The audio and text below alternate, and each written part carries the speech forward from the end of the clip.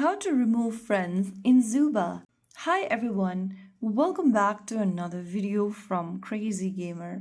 If you are looking for a way to remove friends or delete friends in the Zooba game, then the process is quite easy.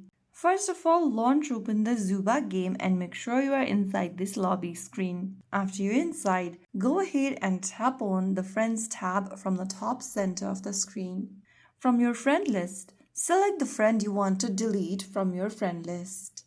Tap on their name at the top and then click on Remove in the pop-up. Confirm that you really want to remove the contact by tapping Remove, and soon after you do that, you'll be able to delete the friend. Removing a friend does not block them. They may still be able to add you later again. Removing friend is quick and easy, and it helps keep your friend list clean and organized so you can focus on better teammates and smoother gameplay. If you found the video helpful, don't forget to like, share, and subscribe to our channel. I will be back again in the next episode. Thank you for watching.